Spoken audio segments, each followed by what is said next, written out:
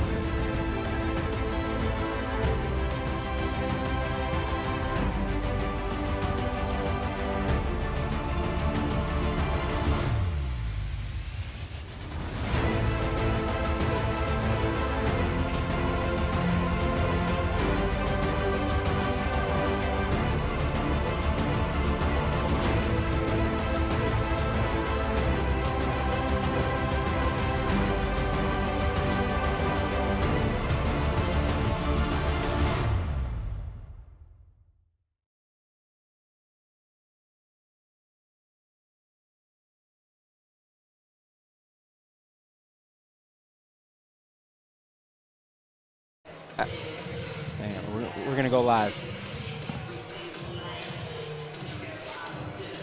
Good evening and welcome into another broadcast at W7. It's been a week. I've been off for a week, Desiree, but it's good to be back. Good to have you back over here. Last game I did happened to be right here in this exact same spot. Abby Garceau joined me. We kicked her to the curb this week, brought you in back home. So good to have you back on a W7 broadcast. We're not watching you play, though. But tonight, we got a dandy of a contest. The Wrightstown Tigers come in 10-3, 7-1 overall. Meanwhile, the host Indians, 8-1 overall, 6-0 in conference play. They sit alone at the top of the Big East. Tigers trail just Freedom in Northeast Conference play. Hey, Taylor. Happy birthday, kiddo. Hey, I got you a jolly good. Where are we at here? Come over here, Taylor. Come over here. Join the pregame. Join the pregame. So this is what happens. Where'd it go? I don't know where it went. Shoot, I think I lost the video. Well, Taylor, you're getting lucky because I didn't upload your video from earlier today. Your player of the game, jolly good. But I think it was a blue raspberry, yeah? Yeah, well, there you go. Happy birthday. Have you another jolly good soda. Player of the game, the JV game, I don't know. I was kind of half watching it, setting up. But you always do the video work for us, so I appreciate it. Want to get you a jolly good. Enjoy your birthday. We got some other kids up there, some 8th graders, something putting in their time. So happy birthday. Much appreciated. Oh, yeah. Hey, check this out, too. We got a were these your birthday cupcakes, Taylor? Oh, yeah. Little W7 red and black going on, too. I like that. All right. Well, back into the pregame, I guess, a little bit, Desiree. Wrightstown comes in, as we mentioned, 10-3, 7-1 in conference play. They're led in scoring by Leah Lemke, 17.5 points per game. We call her Saucy. And then Samantha Keel averages 14.5 points per game. She's number 4 in the state right now in the Division III. in a three-point contest for the end of the year, coming in at 46.4%. As for the Indians, it's still the triple-headed monster, probably the most balanced scoring attack they've had in a while. They are led by number 11, the lone senior on the roster, Allie McCardle, 13.4 points per game, and then Kaylee Telechka, a junior, 12.9, and Caitlin Callahan, the sophomore. Softball, her sport, but she gets it done out here on the hardwood as well, 12.6 points per game. We're going to take a quick break. We'll come right back with a little bit more pregame and national anthem and starting lineups, everything you've known to come and love with W7. 4 minutes to go. Before we do that, you're watching W7 presented by our good friends at Jolly Good Soda.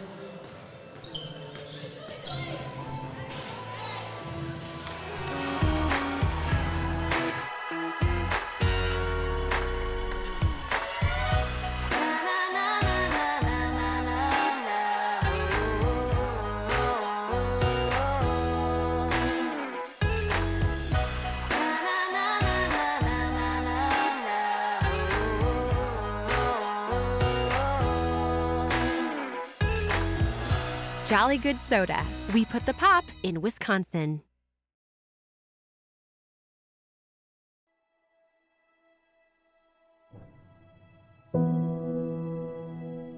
It began as an idea to bring the energy and excitement of a game day experience and to promote the athletes and coaches involved in Wisconsin high school girls basketball. We reached out to coaches who would be receptive to our plan and to partner with us to carry the message that we had a model that was new and different. A model that showed not only the highlights, but also behind the scenes with the athletes and coaches. To tell stories of these athletes and teams, stories that would make people want to watch and to root for them.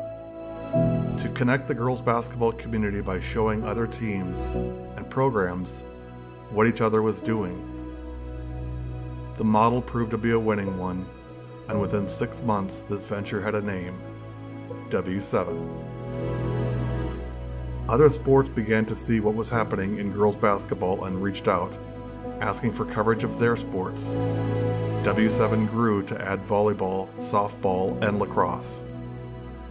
Today, with over 5,000 followers on social media, 2 broadcast networks, and a plan to deliver over 150 girls' high school athletic events in the 2019-20 season in a way that continues to be 100% live and 100% free, W7 has established itself as a leader in the broadcasting and promotion of girls' athletics in the state of Wisconsin. Regardless of the success and the name recognition, ultimately it still comes down to one simple, undeniable fact that drives the mission and decisions of this still very small organization. W7 is for the girls.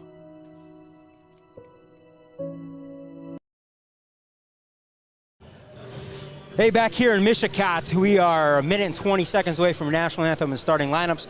I'm going to get out there on the floor, bring those to you. I'm going to turn the production over to Desiree. That's going to figure out a little bit.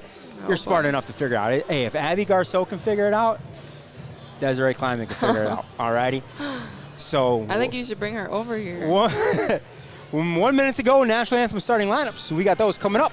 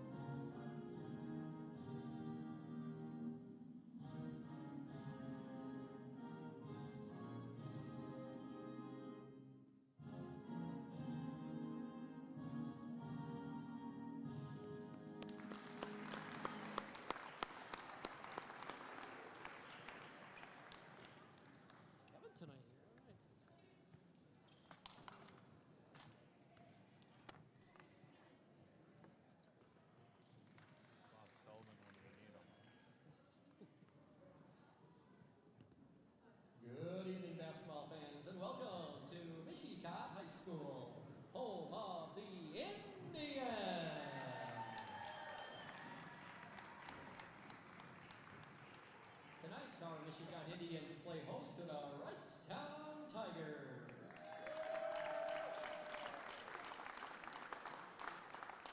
This is a non-conference varsity girls basketball game. We ask for your cooperation in following good sportsmanship.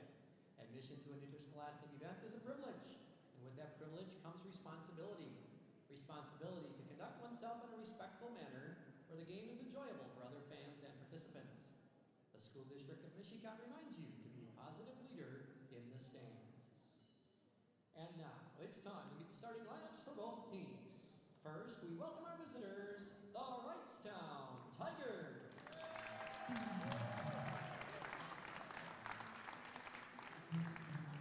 Starting at one forward, she's a 5'8" senior, number 2, Abby Radke. Starting at guard is a 5'8" senior, number 5, Leah Lemke. Starting at guard is a 5'8" senior, number 10, Kylie Colwell. Starting at guard is 5'6" junior, number 12, Tara Tynes. Starting at guard is a 5'9" senior, number 22, Sam Keel. The rest of the varsity members of the Wrightstown Tigers. The Tigers are coached by Mike Volke, assisted by Denny Montario, Keenan Halverson, and Daniel Mennick.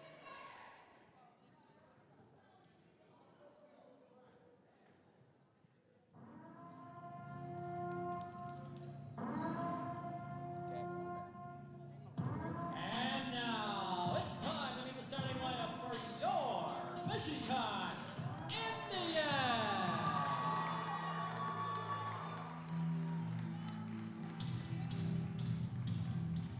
Starting in forward, she's a 5'10" junior, number 10, Haley Kowalska.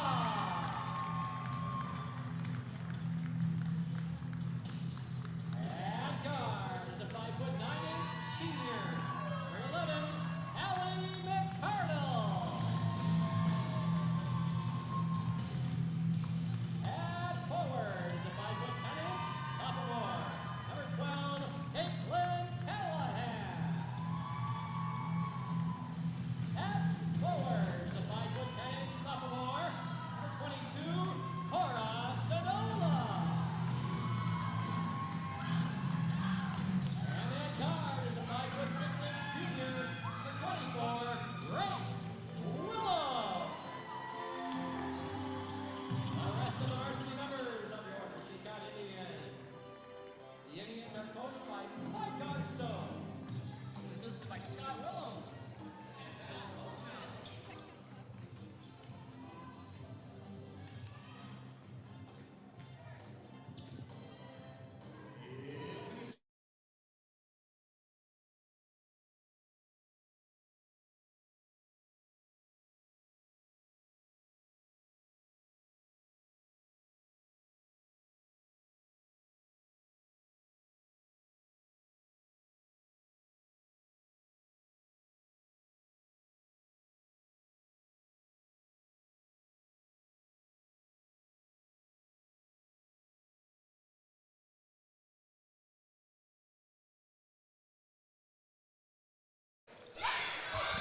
All right, Desiree, there we are. Just in time basketball. McCardle get things up here and get to scoring underway for Mishicot. Quick 2 out of the gates. Well, Des, how does it feel being back in Mishicot in the gym, game going on, and on the good side of the table? True. Feels really good to be back. I've missed this place. Hey, it might be a little warmer here than it is over in True. Mankato. It was -14 when I left the other day. So Is that the wind chill or the actual It temperature? was actually, so when I got here and it was 20, it was like a heat wave. Yeah, that's like a 34-degree difference. Absolutely. Big time heat wave. So Tigers open up in man-to-man. 3 on the way for Callahan. Long, no good. And Chased down right in front of us here by Kylie Caldwell.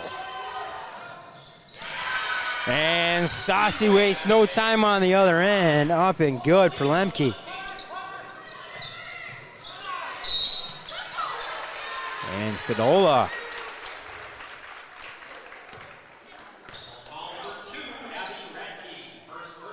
See if we can't get the clock up here too for you guys. There we are. Zoom this out just a bit, get it off the top.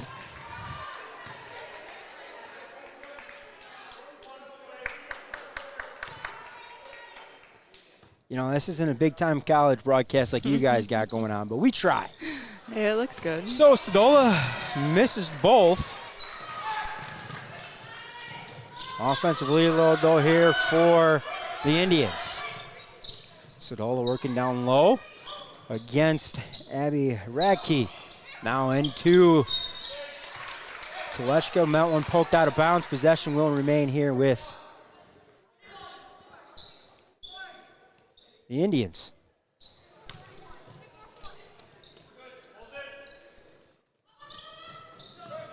Indians inbounding all the way up top. Some things look the same, don't they, Desiree? Yep. You can see things coming and you want to say them, but. So that foul goes on Sam Keel, her first, team second. Inbound, Grace, corner three. No good. Nice rebound on the weak side there by Caldwell. And a tie-up possession will go back to the Tigers.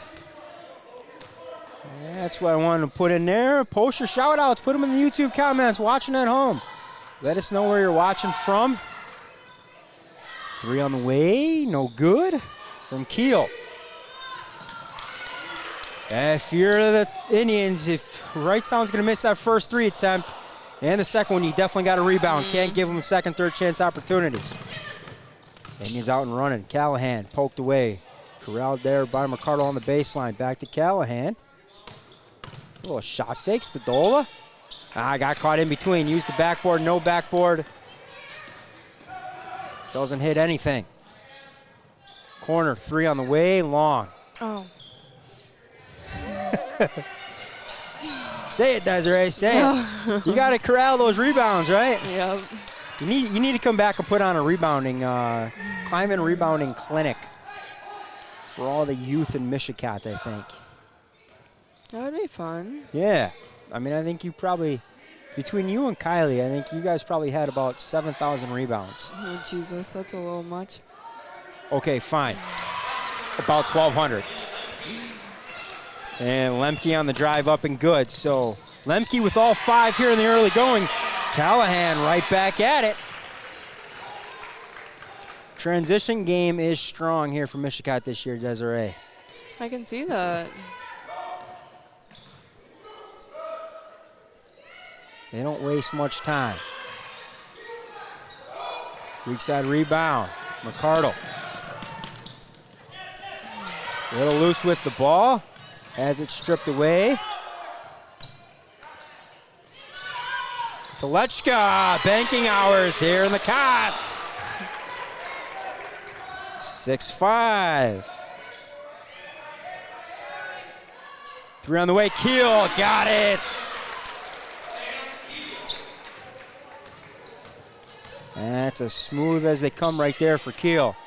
Grace just inside the three-point line, no good. Rebound, Telechka.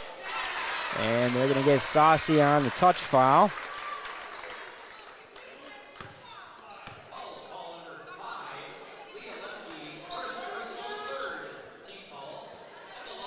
So Lemke picks up her first, team third.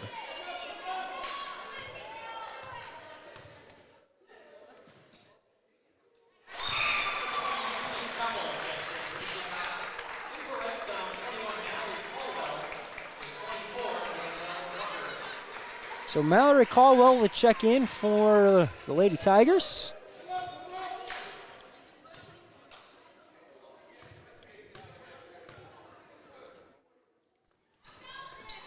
And Telechka gets them both.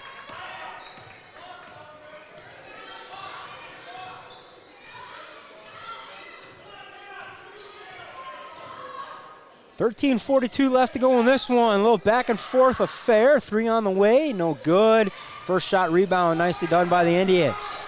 Out and running. A find. Julie Keppel running the weak side lane. Used to be Desiree's spot, running that left side block. A little pitch ahead from Callie Krieger, Abby Garceau, Kylie Schmidt. Yep, those are fun. Get that little run out.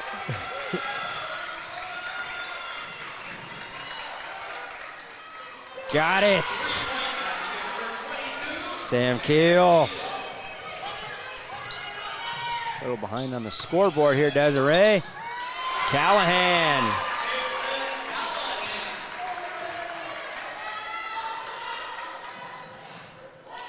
I'm missing some points somewhere on the Mishicot side. We'll get them squared away eventually.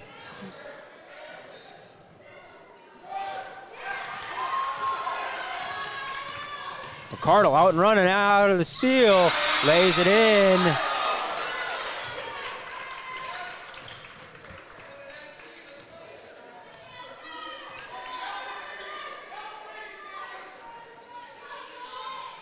Des Callie Stadola says hi. Oh, where is she? I don't know. Is she here? Is she here? I don't see her. We must be at home. Yeah, I don't see Mom either, so must be at home watching. Oh, I missed that. Yeah. What was that like? I mean, you're still like the superhero to them, but like coming to the gym every night and just having the youth just in the palm of your hand. Yeah, that's really cool.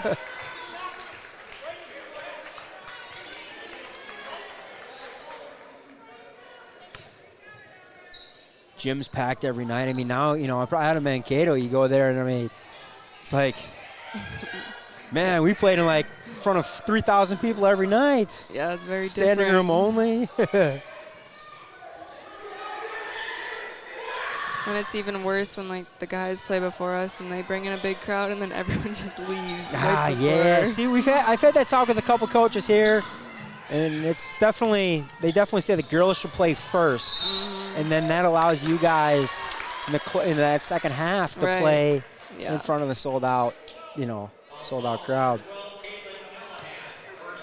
So foul goes on Caitlin Callahan, her first and just the first for the Indians.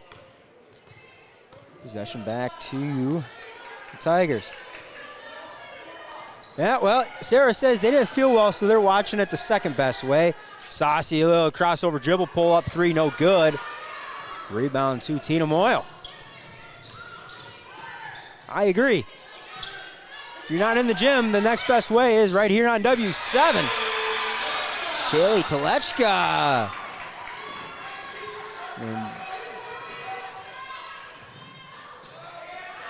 Corner three on the way, long, no good. And team rebound to the Indians. That one's out of bounds.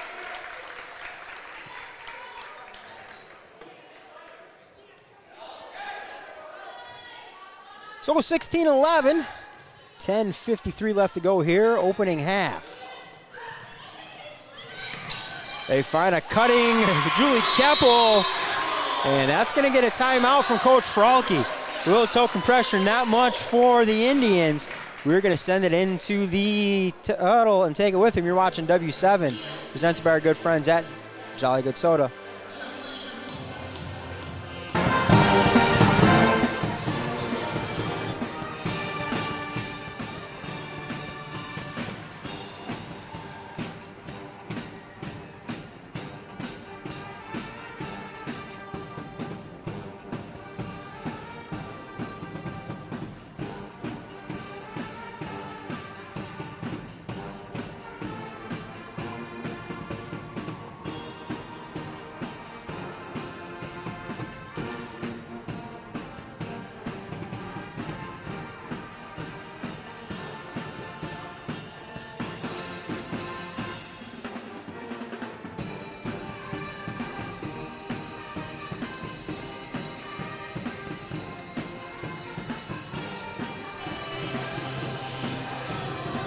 Well, back here out of the timeout.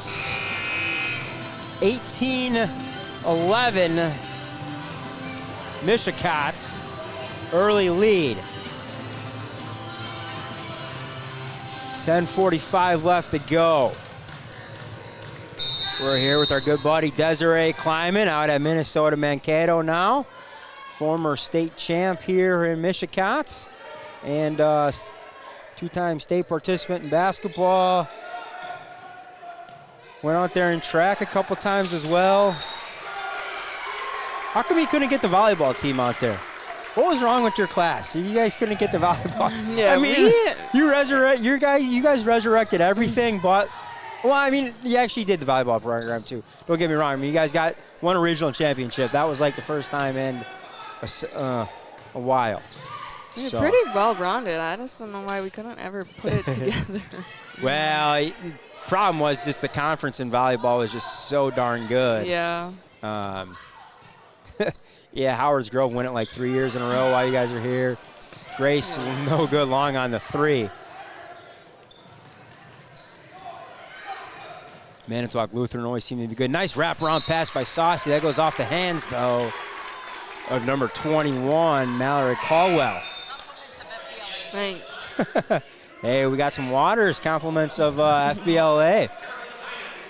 I'm getting a little parched over here, Desiree, so it's good timing.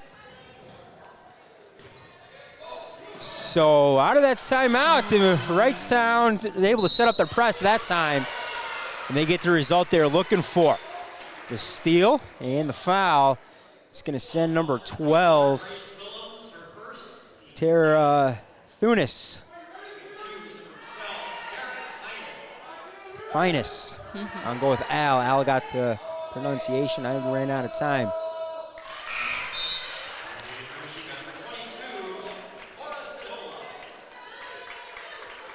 So Cora Stadola check back in for the Indians. Second one on the way from Finest, up and good. 18-13. Oh, a little dangerous over there with the bottom stairs sticking out. I've never liked that here. Yeah.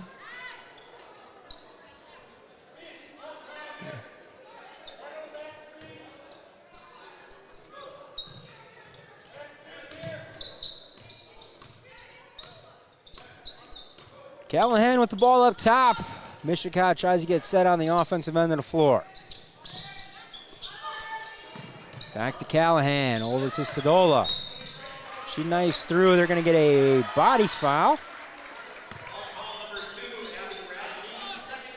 So that goes on Abby Racky. That's her second and the 5th team foul. So Grace Peters checks back in for the Tigers.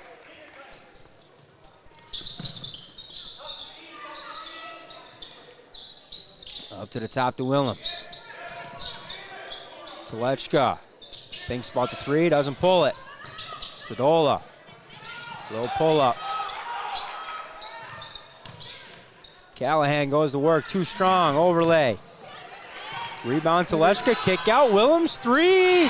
Got it. Grace Willems. Struggled in 2021. First half of the year, got to 2022 and off to a good start. She's got 3 on the year so far. That's what I told her in the postgame last time. Forget about 2021. Rebounds, you mean? No, 3s. Oh. She was like 4 for a bunch. Yeah, that and then happens. last game, she was like 2 for 3, and now today she's 1 for 2. You know, just look at the 20. Look at the 2022 numbers, Grace Willems. And right now, you're like 3 for 6 on the year. That looks pretty good. Exactly. Don't look at the season as a whole, just look at 2022. So personal foul on number 24, Grace Willems, her second, team 3rd. Callahan will pull up in transition.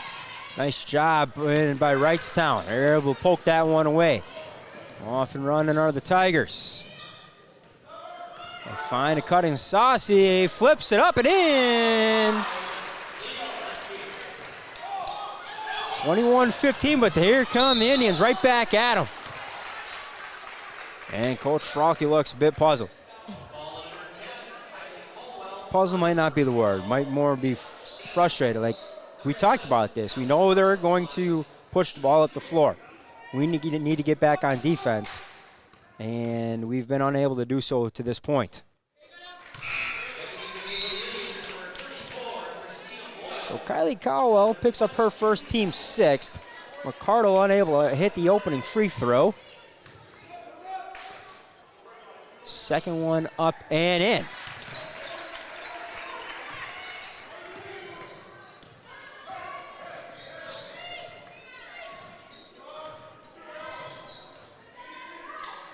Lemke, step back three, no good. Rebound to Callahan.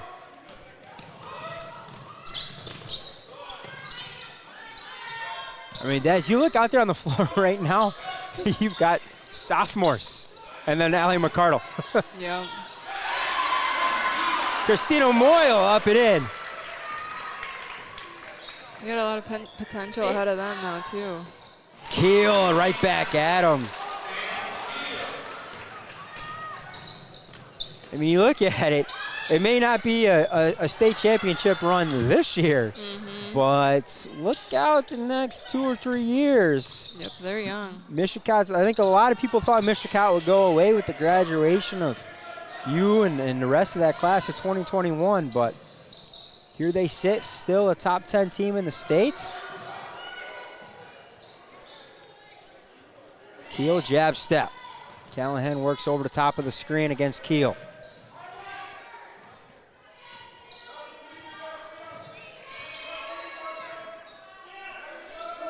Saucy, right wing, guarded by McCardle. McCardle falls. Saucy, 2. They're going to say a foot on the line. Leah Lemke.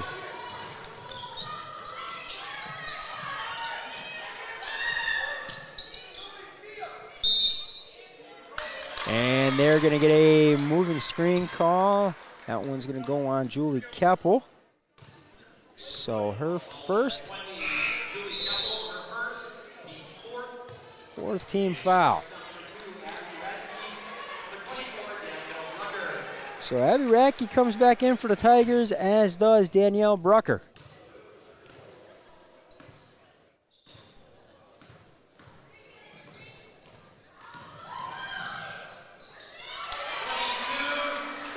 Sam Keel. That's just tough. Little power dribble, rise up, elevate over to the defender. Good finish. And that one's stripped away. My finest. Keel out and running. Go, reverse layup. And we're all tied up at 24. 6 minutes to go. Opening half. And they're going to get Keel on the reach from behind, I believe. So her second, team 7th.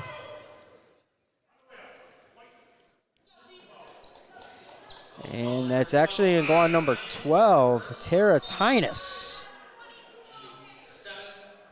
So just Tara's first. Keel still has 1. That's what I get for assuming, Desiree. And you need a pencil over there instead of that pen. That's all right. I'm just doing it for you because I know right now you're having a freak out. We need to start a new score sheet. Yeah, that stuff does bother me. The amount of times I've rewrote my notes over stuff like that. Oh, yeah, it does. I've seen the scouting reports and the rewrite. Yeah, it happens. Just get to know it better. Right? 25-24. Moyle stakes the Indians to a 1-point lead. That one. And they're going to say a travel on Telechka. I don't know. I mean, I think she was trying to gain possession of it. She never had possession of it. It's not like she was passing it to herself. Nonetheless, baseline out of bounds here for the Tigers. Corner, 3 on the way, no good. Saved back by the Tigers, but right to Stadola. Keppel bring the ball up the floor. They go into Telechka. Little turnaround, right hand. No good, and they're going to get Stodola on the foul.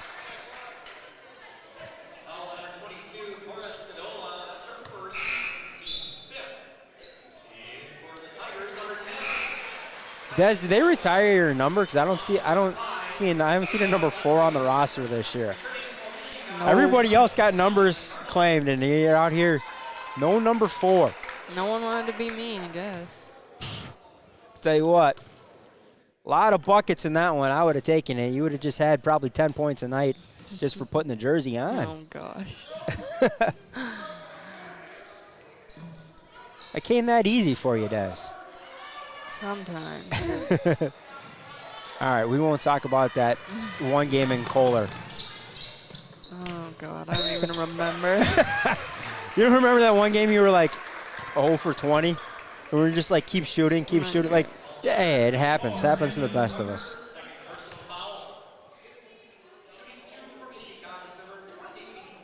But then, like, the next game, that's the great thing. You're like 0 for 20, and then the next game you're like 10 for 12. It couldn't. Yeah, how does that even happen? Well, that was the thing. Like, I think everybody was in such disbelief. Like, there's no way she can miss the next one. Yeah. Yep. I remember that now. Yeah. It's just rough. Yeah. Just kept going back to you. He kept putting them up. And then eventually they fell. 26-24. Keel, top of the key, 3. Man, Too they're strong. Like any kick out they can get. Oh, yeah, first available shot, good. Talking to Coach Garceau beforehand, they said they put Abby Garceau shame. Like, they're like not even into Abby Garceau's. Abby Garceau's not even in their area code or shot attempt numbers. And that was one that put up a ton. Uh-huh. Callie watching from Arizona. Oh. She's been gone for a long time. Big vacation. I know. Here. You're just in Florida now, Arizona. Are you just not like Wisconsin winter, or what's going on? Where are you going next week? California? Jeez, Callie. So we got out to a hot pace. It was 12-12. About 3 minutes into this one. Since then, scoring's kind of come to a little bit of a halt. But Christina Moyle right there, easy left-hand lay-in for her. 28-24, they go down on the other end, no good. Fight for the ball. Back to the Tigers, shot fake from Lemke. Hesitation dribble, now kick out. 2 on the way, no good, and rebound. And then promptly thrown away.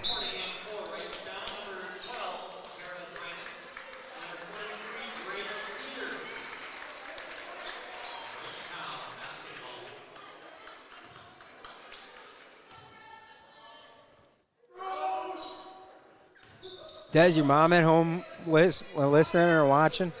She was always working. Yeah.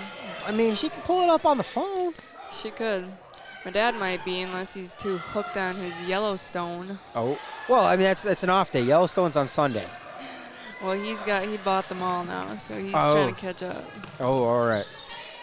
Is he doing the 1883 too on the Paramount Plus? He'll probably Callahan get there. 3.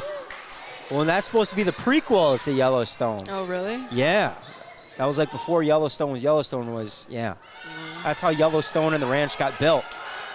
Oh, I didn't know that. Yeah, that's what 1883 is supposed to be, so maybe got to get him hooked on that.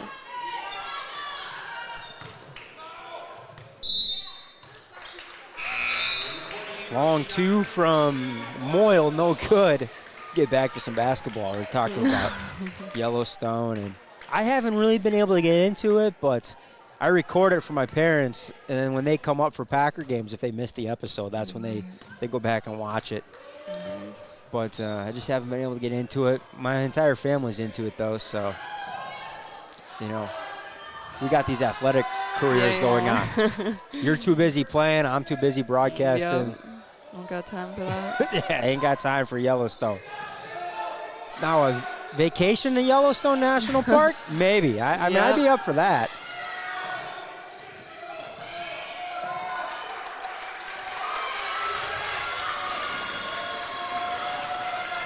A little long offensive set here for Wrightstown, one of the longer ones of the night. Indians able to force a travel. So Grace will check back into the game with those 2 fouls. Moyle will check out. 2:20 left to go here, opening half. 28-24, Mishicot, 4-point lead.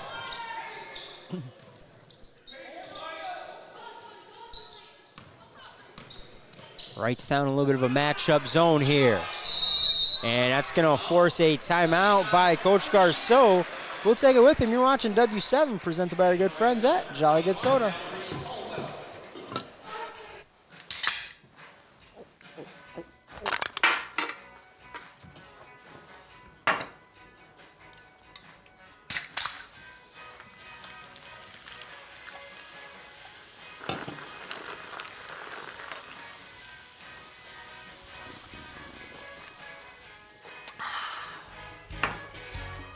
Jolly Good Soda. We put the pop in Wisconsin.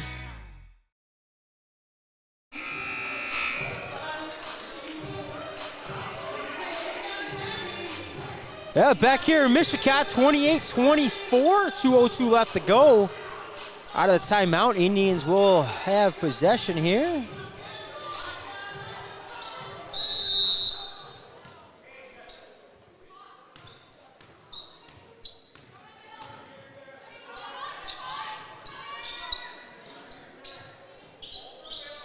There we are. Back squared away. See if Wrightstown stays in the 2-3. They will. Kind of a 2-3 matchup. They're just kind of handing cutters off. Mishicot might be content to sit on this 4-point lead and with the basketball. And 90 seconds left. This is where a shot clock would come in handy, I guess you could say. And the other end of the spectrum say, well, bring your toes outside of the 3-point line and defend. So always 2 sides to the story, I feel. Do we need a shot clock? Probably. I just don't know the practicality of it in high school. I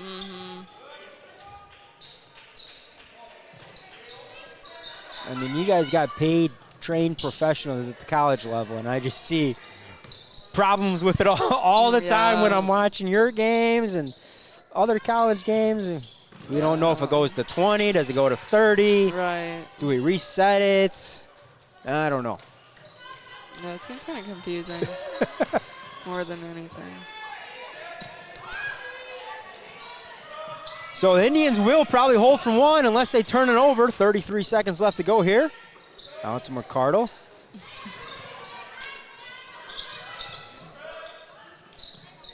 Over to Willems. They play a little monkey in the middle. Wrightstown hanging out in the middle of the paint. And Mercado misses from the elbow. So Wrightstown, chance to close out the half here.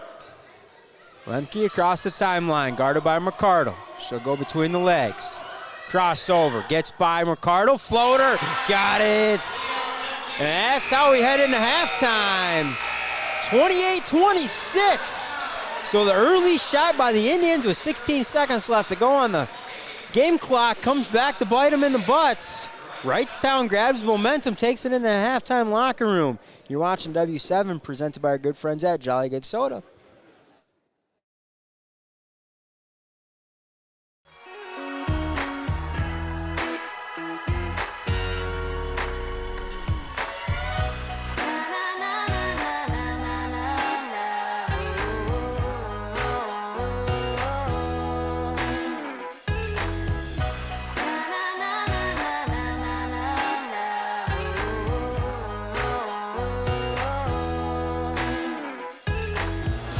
Jolly Good Soda. We put the pop in Wisconsin.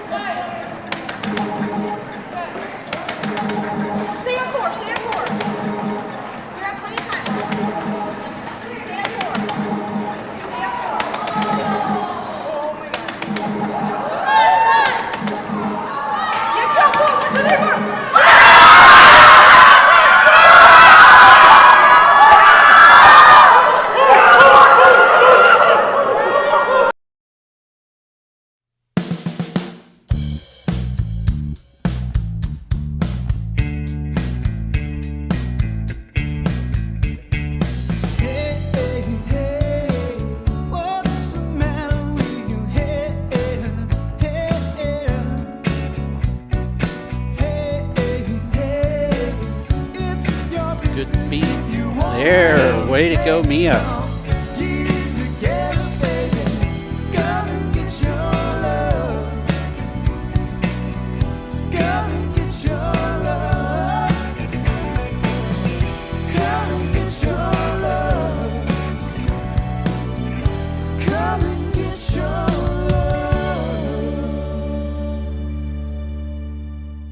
What does W7 stand for? How did you come up with that name? We get asked this all the time. So several years ago, my wife put together a Christmas gift for all of our kids and for her and I. And we opened them up on Christmas morning, and they were all T-shirts that said W7 on it. And I said, "What's W7?" She said, "Well, W, our last name's Whipperman, so that's W. 7, there's 5 kids, and the 2 of us make 7, and so we're W7."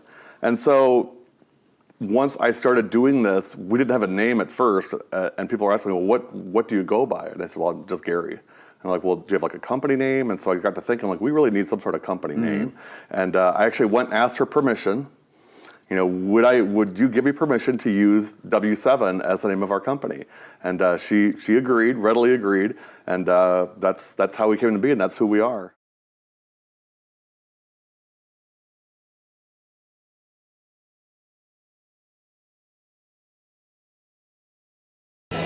If you don't know W7, you don't know Mishicot softball.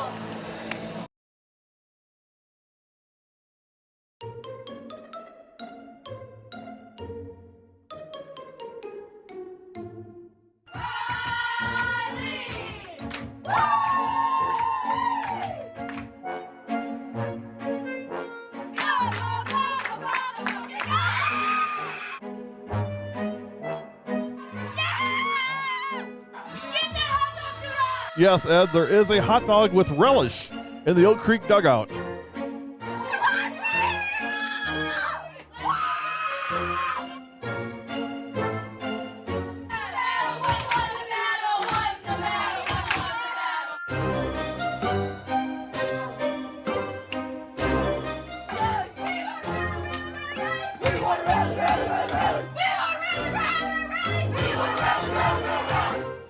How can you not love that?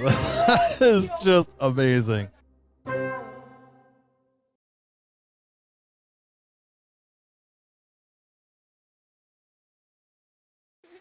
Right? Whenever you're ready. Okay, ready? Wait, what is Anybody count it down? If you don't know W7, you don't know W7. Anybody count you down? Yeah. If you don't know W7, add yourself. Okay, ready? Yeah. If you don't know W7, this girl. Okay, I got count it. us down. If you don't know W7, you don't know Badger South Girls. Guys, y'all. Badger South Girls Basketball. Badger South Girls Basketball. Yeah. You don't know Badger South Girls Basketball. Okay. If you don't know W7, you don't know Badger South Girls Basketball.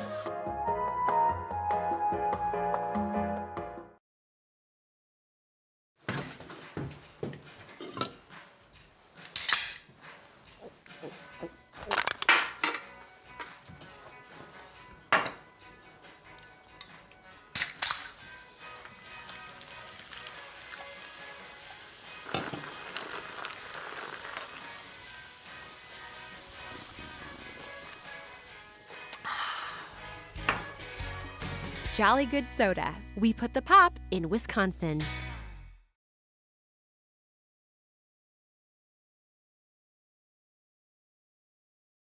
W7's got it right. Covering girls' high school sports all the time. 100% free, 100% live. W7 for the girls all day and night. W7 Productions. From golf, volleyball, it's girls' sports in Wisconsin. W7 Productions. Basketball, softball, W7 for the girls.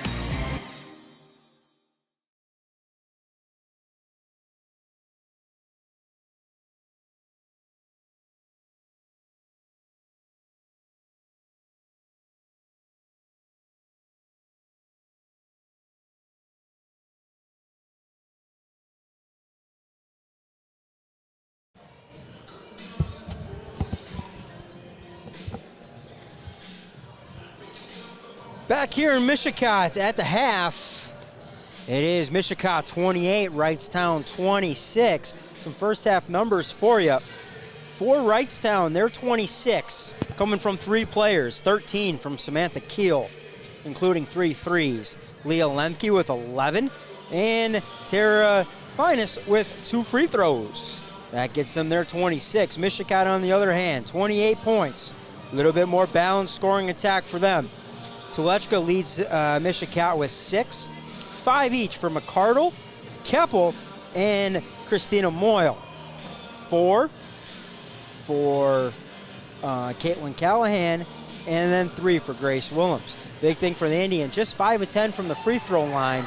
In a tight ball game, that's going to have to get cleaned up in the second half. Desiree, thoughts on the first half? Put yourself, you've been in the locker room for, well, going back to 3rd grade at a Mike Garceau halftime speech.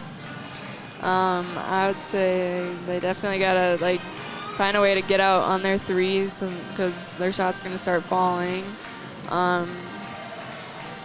They're doing good in transition, though, so they got to keep that up.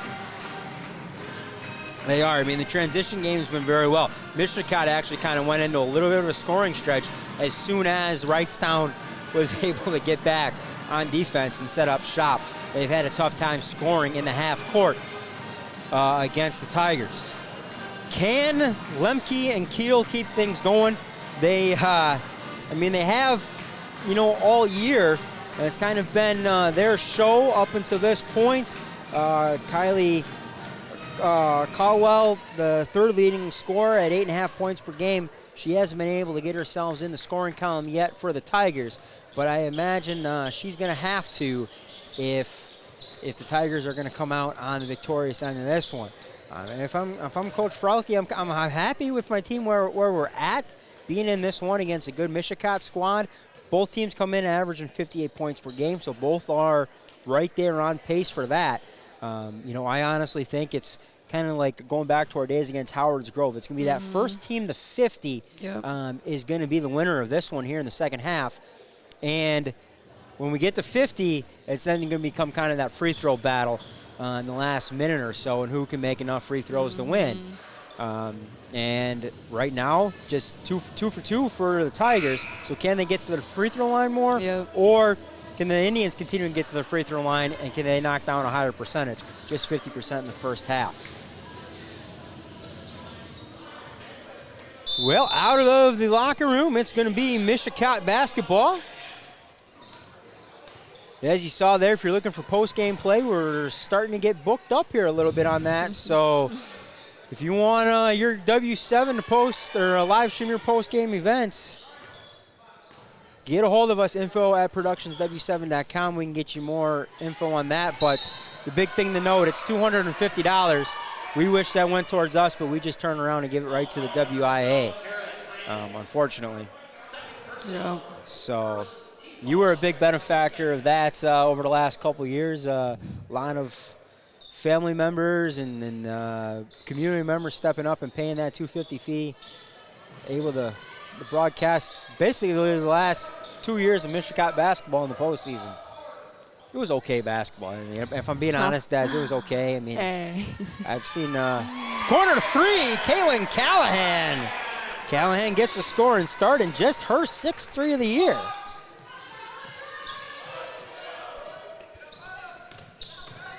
Shot fake there from Caldwell. And this is going to have to be one that's going to have to kind of get going here a little bit. She doesn't have to go off, but she's going to have to get to her average. Right hand up, no good. Rebound to Lechka. Nice job, nice strip away. That's going to be, no. Yeah, you got to get that corrected. Absolutely, that's going to work. Nice job stripping away off Callahan's knee.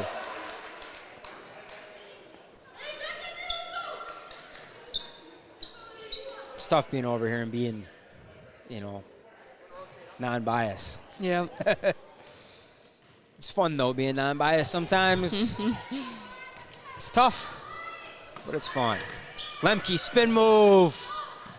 Good move. Can't get it to fall. Indians out and running, and that goes 5-hole on Grace. Right between the wickets. So a turnover possession back here to the Tigers.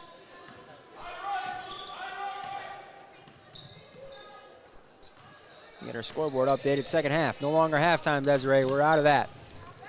So you said your dad was listening at least. He's got the Yellowstone up on the TV. And Yep. I can't believe he's putting the Duttons over us tonight. Unbelievable. He's addicted. Speaking of Yellowstone, and I don't want, maybe she's at home now listening to us and her cousin play, but shout out to Gina Garceau if she's listening.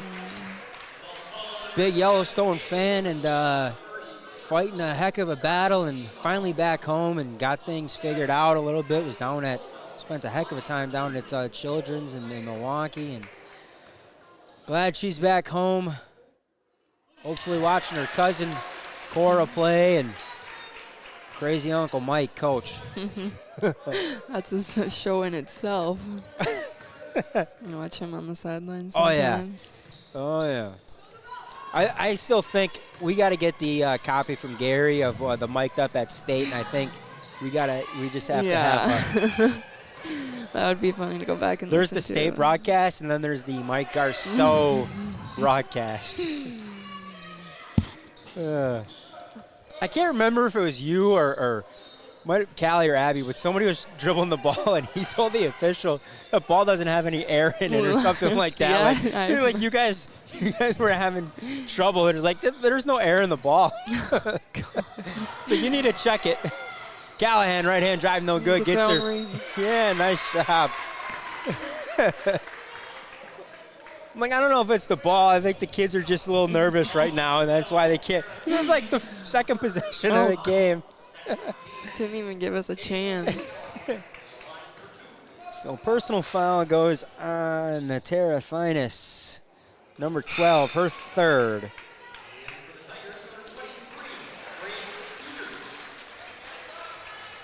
Grace Peters gets into the game here in the second half for the Tigers. Callahan unable to make that first one. Second one, no good as well. So 0 for 2 to start the half here from the Indians from the free throw line. Not what you're looking for if this one gets close down the stretch. I guess you miss them all now, make them when they count.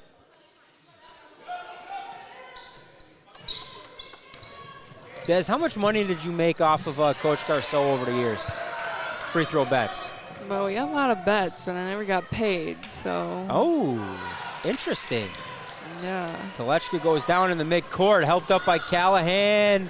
Wrightstown pushes down the floor, and Grace Williams is going to pick up the blocking foul.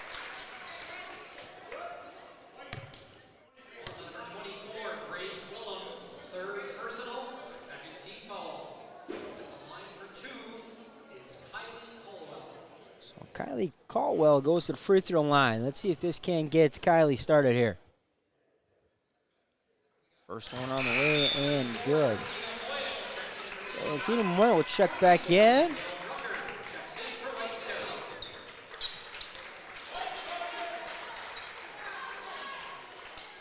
Yeah, you always had those bets making free throws down the stretch. And speaking of which, we got a great graphic here. Where is it at? No, not that one.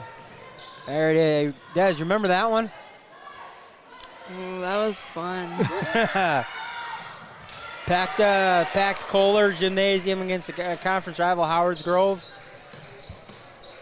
That was Trail crazy. 3 kill on the way, no good. Mishicot out and running. Callahan picks up the dribble, spins back middle. Right hand too strong. Rebound, Stadola. Now, are they going to get a reach in? Who's this going to go on? Going number 10. So it goes on Kylie Caldwell, her second, team third of the half.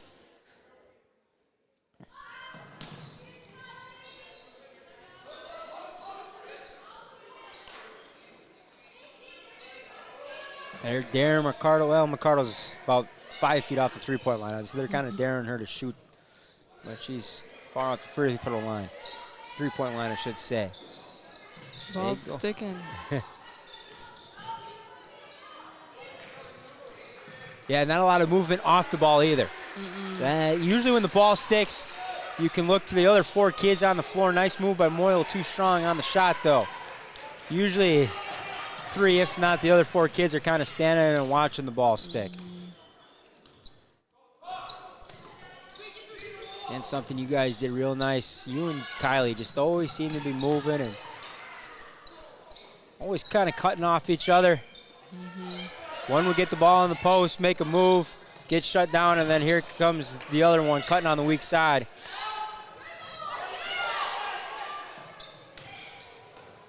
Mishicot able to get out of the pressure there. It's just getting a little sloppy. 4 timeouts left for Garceau. And that one through the hands and off the head of Korostadova. Corner 3, Keel. So that stakes the Tigers back to a 1-point lead.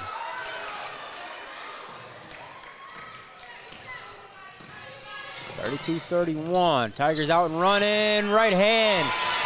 Kylie Caldwell from Samantha Keel, and that's going to get a timeout from Coach Garceau. Wrightstown 34, Mishicot 31. We're going to take a quick timeout. Listen to the W7 Pep Band. You're watching W7 presented by our good friends at Jolly Good Soda.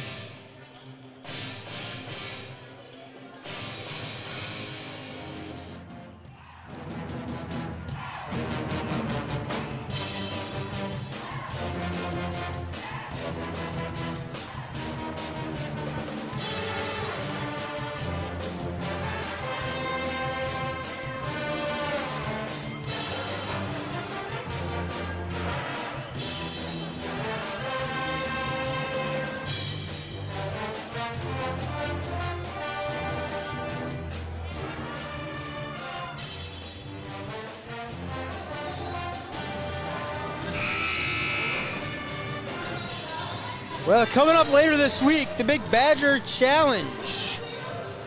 Gary Whipperman, Coach Sippis will be down there for all the action. 2, if not 3 games Friday night and another 6 or 7 on Saturday all day. Be sure to tune in W7 and check that out. Some good basketball in Reedsburg and Mona Grove, I think, set up to play, I believe, Friday night. Looking at their early preliminary schedule. But we're happy to bring that to you. Out of the timeouts, Mishicot goes in to the sophomore. Julie Keppel. And they're going to get a travel on Caldwell.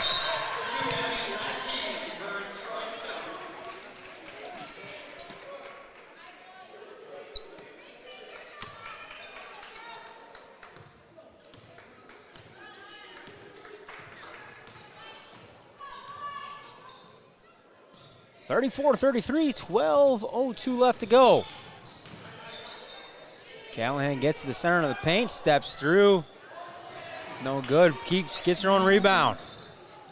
Feel like I'm watching you, Desiree. Yeah, that happened a time or two. I always felt bad for other teams because, like, I mean, I knew on their scouting report, it said, you know, she's a grinder, box out. But there's Desiree on the scouting report, and then actually going in, you shooting the basketball and going 1,000% after it. You know, your own miss or your teammates miss, and they weren't ready for it. And it usually by the time they got it figured out, and you guys were up 20, and it really didn't matter anymore. Callahan makes good on the both. So Mishicot back with a 1-point lead, 35-34. Nice find, yeah, absolutely. Lemke to Caldwell. So Caldwell starting to get going, and Williams throws that one away. It's tough in transition. Mishicot usually does such a great job, but they had like all 3 kids basically running kind of that same lane together. Williams, Moyle, and Callahan down on the baseline. That one poked out of bounds. by McCardle.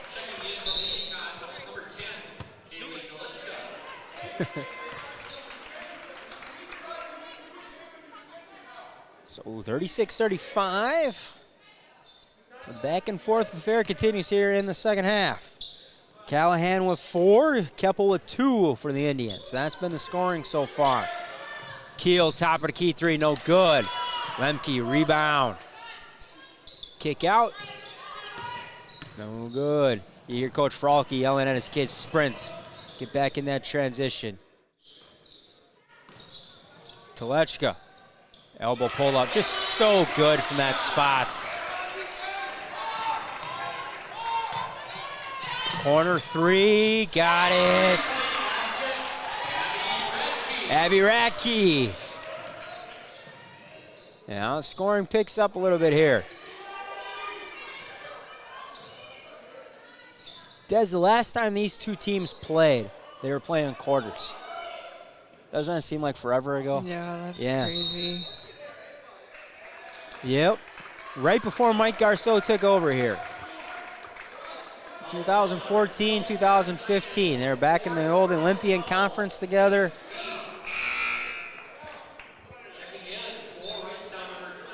Used to do battle twice a year. Since the split, haven't been able to battle. But two of the programs probably, I'd probably say in the last, well, since Mike Garceau took over, so 6 years, two of the areas in the state's top programs anyway. Obviously a bunch of different faces here for Mishicot that everybody's come to know. But starting them write their own story and their own legacy. And yeah, McCardle's gonna get it teed up. She looked right at the official, clapped her hand, said it's all ball. Absolutely. No argument there. So McCardle picks up her first personal, then follows that up with the technical, so that's going to be 2. And it should be 4 this half on Mishicot. So Leah Lemke goes to the free throw line. No good on the first. Technical free throw.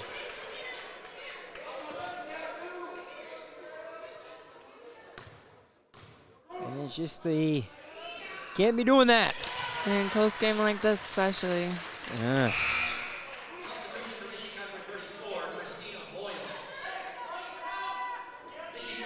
Well, I hate to say it, but that's kind of been the MO a little bit. You do enough of these games and you see the officials and you talk to them and they're on the lookout for that kind of stuff. You just can't show the official up. Lemke, no good.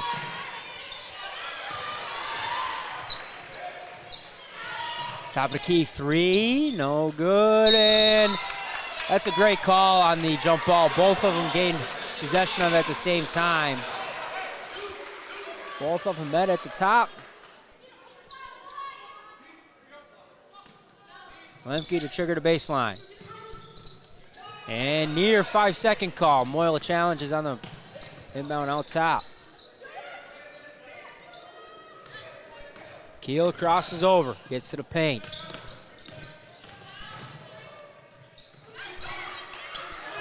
Great no call there too. Nice, 3 nice pieces of officiating in a row. Bang, bang, nice job by Tina Moyle. Nice little right hand drive under control. 40-39, Mishicot down 1. Just over 9 left to go. Instant classic brewing on W7. Doug Ritchie switching gears over there.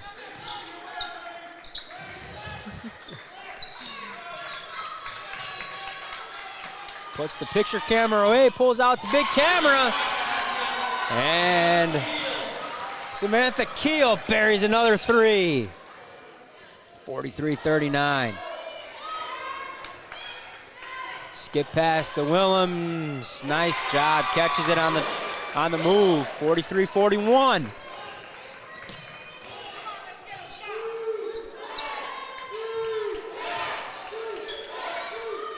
Student section starts to get into this one for Mishicot, asking for a little defense. Keel, 3 on the way, no good. How many does she got? Saved, Keel, 3 buckets. I got her for 7, it could only be 6. They find a cutting Callahan on the weak side. Well, here's going to be the thing for Mishicot. Can they make enough twos and shut down the 3-point barrage from the Tigers? Coach Fralke's going to take a quick timeout, full timeout. We're going to head into the huddles with them. You're watching W7, presented by our good friends at Jolly Good Soda.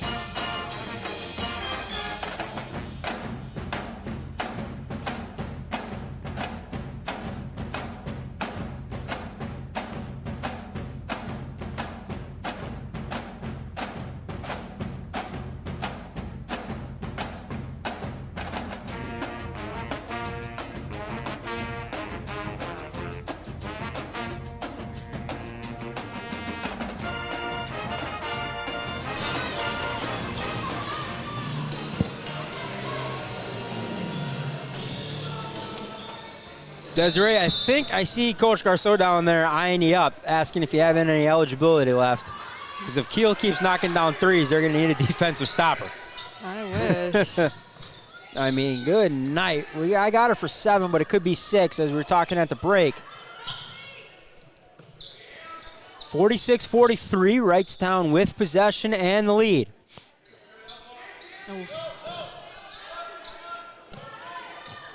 They put Keel down low, rebound to Lechka. She'll wrestle that one out of the pack.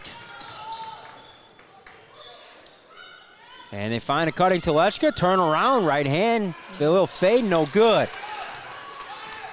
Rebound to Caldwell. She'll bring it across the timeline. And they got an illegal screen on the weak side. That's going to be a big one because that goes against Samantha Keel. So that should be her second.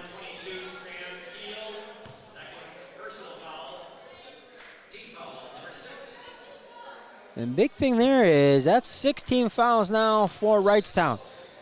So Mishicot in the bonus the rest of the way. Just under 7 left to go. And as we talked about, those free throws are going to play big.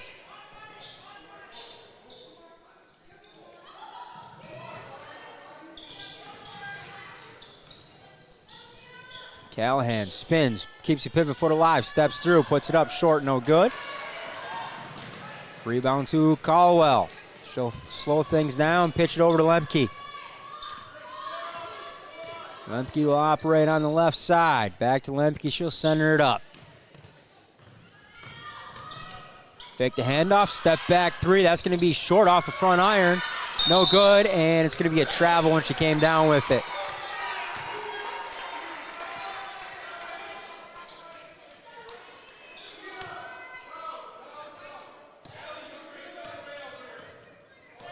McCardle back across the timeline, trailing by 3. 6 minutes left to go. Post-entry pass is thrown away, but they're going to get a foul. This is a tough call.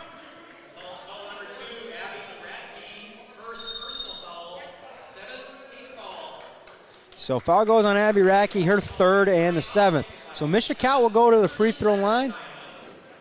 Who called that timeout, Desiree? Was it Wrightstown or Garceau? You know, I don't even know. Two left for the Mishicot. So that was a Garceau timeout. Well, 6 minutes left.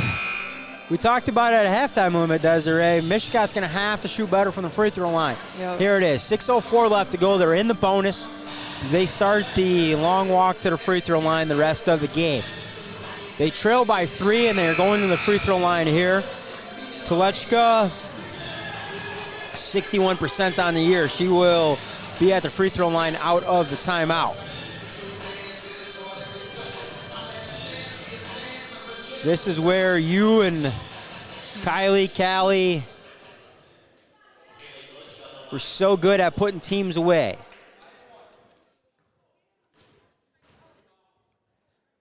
One-on-one free throw. Telechka, first one off the left iron, no good. Tracked down by Caldwell.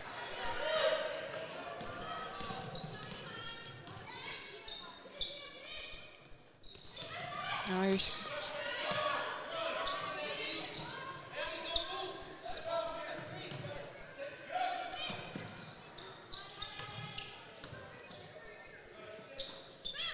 now over to Radke, down into the corner. Dribbled back to the top by Brucker. They're just going to run some good 5-out motion, pass and cut through. Nothing real fancy to it. Now Lemke sees the opening she wants. Right down the Broadway, up and in. Oh, Claudia Zirzo's over there with her sweatshirt over her face. She must be a little nervous. She took it down. Callahan right back at him. Corner 3, Brucker right in front of us, no good, long.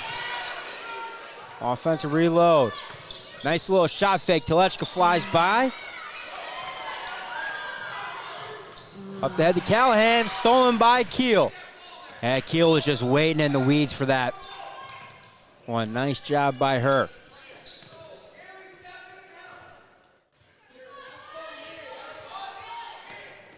Behind the back goes Lemke. Right now just kind of toying with her a little bit.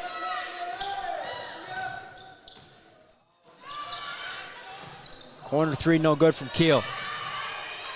Allie turned around and talked to her teammates, and Lemke almost drove right by her. Callahan right into the heart of the defense.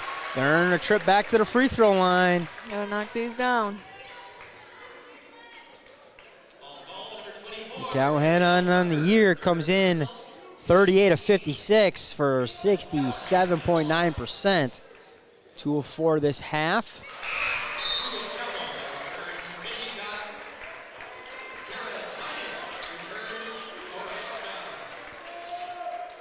Tynes checks back in. We'll give Lemke a little bit of a break. Imagine it won't be too long for her. Callahan, 2 for 2. And back to a 1-point lead for Wrightstown.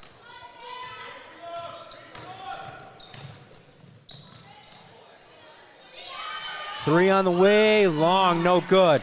Tracked down by Willems, pitched ahead to McCardle. McCardle right hand, too strong.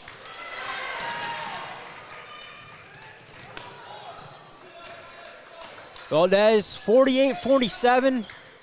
3:45 left to go. We talked about it. First one to 50. Next bucket for either team, I think, could be the decider. Here it is. Keel, no good. Saved, nice, yeah, beautiful save. Pitched ahead to McCardle. She'll settle in on the right wing. Back. You got a good seal.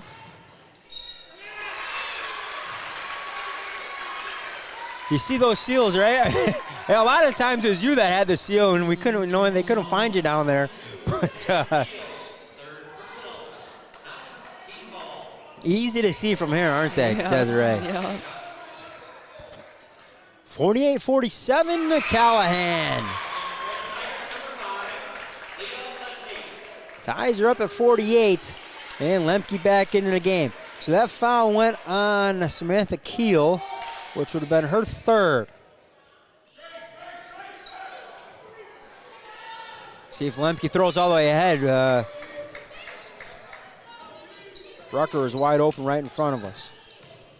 So after making 5 in a row, Callahan misses. Oh, they find a nice Caldwell on the back cut.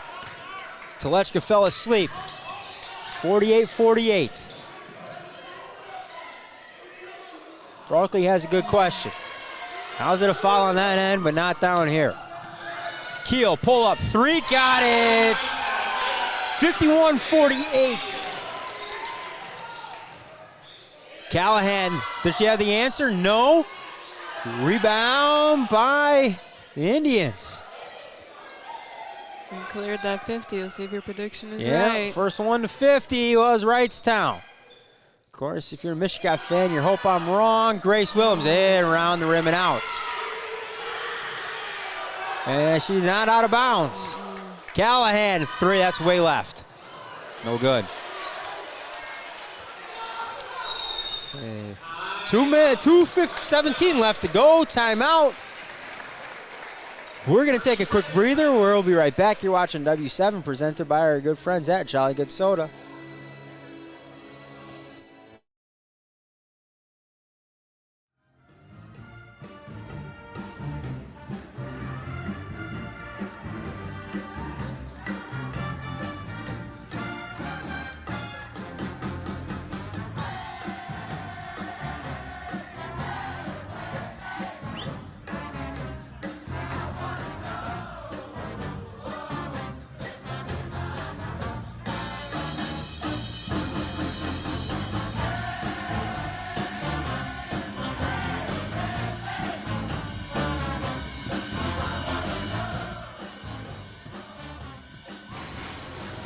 Well, the Badger Challenge coming up this week, January 14th and 15th. Gary Whipperman, Coach Sippis will have the call on that one. Lots of great matchups. But back here, we got a dandy brewing. 51-48, Wrightstown with the ball and the 3-point lead. 2:17 left to go. Mishicot in the bonus rest of the way. Just 4 team fouls for them, though. 1 possession game. They send the double out to Lemke. Hey, fine Caldwell in the middle of the paint. Too strong off the front iron, no good. Rebound to the Indians. Here they come down 3. 3 ball, not their game. See if they can't go inside or get something off the bounce. Telechka, mid-range. This is their game right here. Too strong. She keeps it alive. And they're going to get a foul on the rebound. And fouls on Daniel Rucker. Her 4th, team 10. So double bonus, but I think they called on the shots, on the putback. So Telechka will toe the free throw line down 3. First one up and good. Well, Des, here's where free throws made and missed come back to bite you, as well as the extra free throw Mishicot gave away with that technical foul. Yep. Oh, free throw. Here it is. You remember that one, Desiree? Yeah. Rebound, put back, no good. Telechka! I thought they called a whistle after Julie So shot that. 51-51, 1:25 left to go. Instant classic, Desiree. This is a hell of a lot better than Yellowstone, I'll tell you that much. You got that right. Student section into it. A little defense chant. Behind the back goes Lemke. And has Allie on skates a little bit. Williams fights through the screen. Boy, that's a mismatch there. Keppel against Tara Thynes. Lemke crosses over, finds a cutting Caldwell, and that's a great foul. Oh no. Doesn't let her get it off.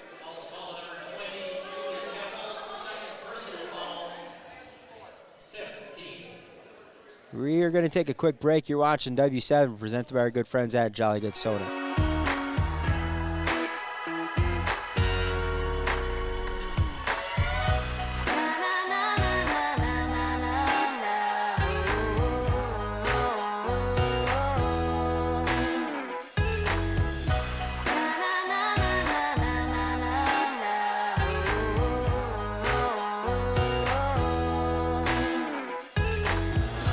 Jolly Good Soda. We put the pop in Wisconsin.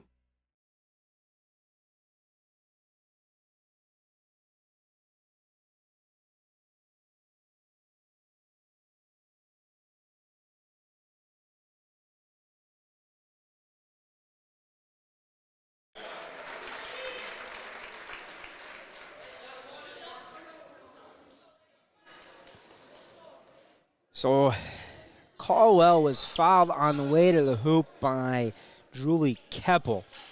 A nice crossover dribble by Lemke, got 2 feet to the paint, draw the help. Kicked it to Caldwell. But Caldwell fouled on the way up. Looked like a little shoulder injury for the senior. So into the game and to the free throw line. Number 2, Abby Radke, makes good on that one. So she breaks the tie, 48 seconds left to go. And second one off the front of the rim. Yeah, here we go, 52-51. Mishicot trailing by 1, 40 seconds left to go. 2 timeouts left for the Indians. They are in the double bonus should Wrightstown foul. Of course, if Mishicot misses, they got 1 foul to give. Before they get there, Callahan on the drive. They're going to call a foul up top on the hold.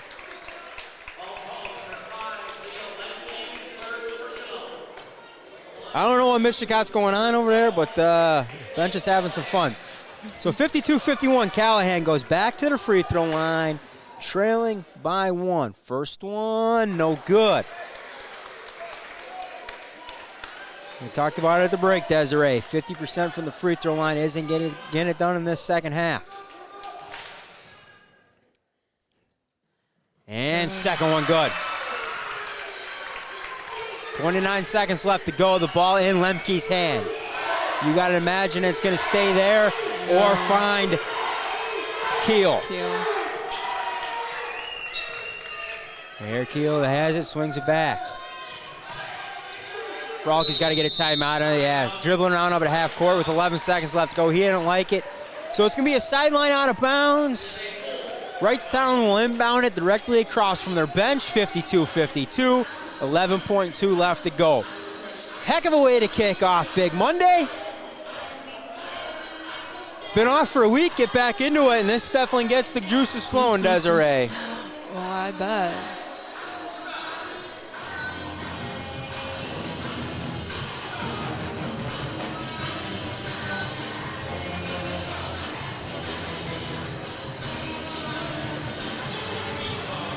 So we'll head into these timeouts here. Desiree, 11.2 tie game. You got 1 foul to give. What are you doing? You're fouling? You're not fouling? Talk to me. Now you've got all that college knowledge. I don't know. I say no, but... I mean, if you get beat off the dribble, I think you got to foul. Make them take it out of bounds again. But... yeah.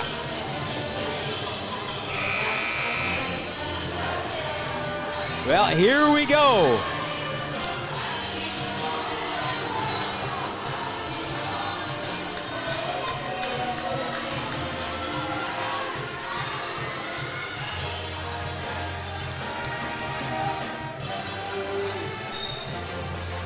So the 1 timeout left for Mishicot. They go sideline out of bounds.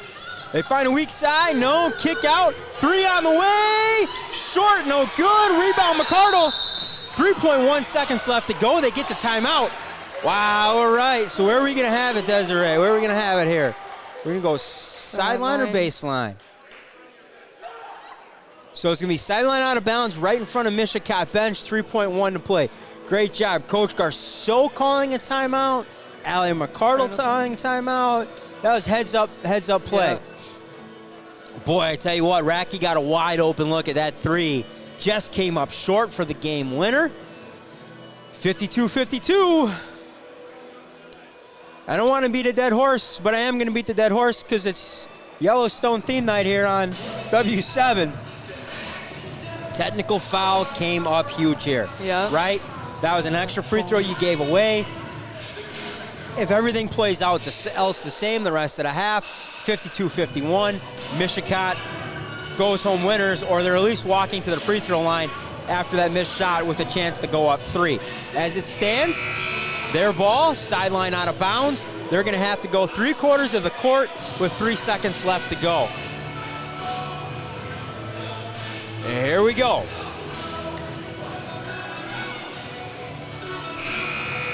If you're Wrightstown, I think you can't let Mishicot catch the ball with momentum going towards their half of the court.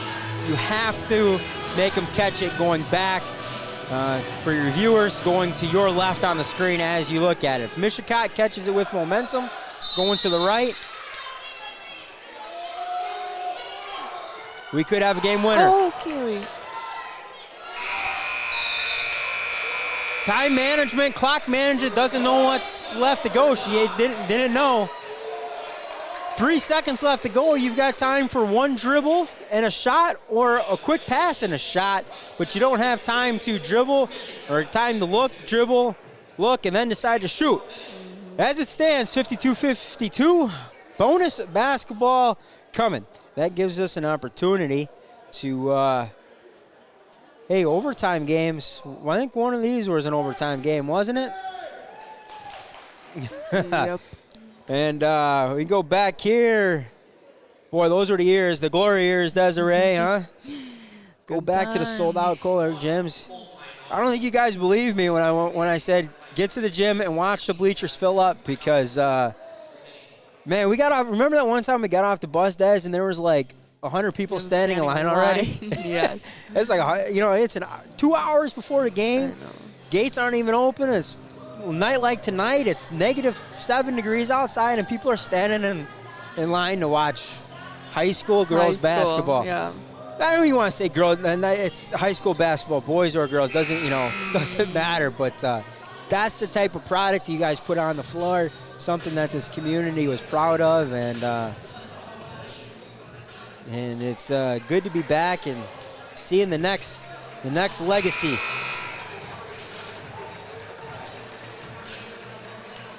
So a fresh 4 on the game clock.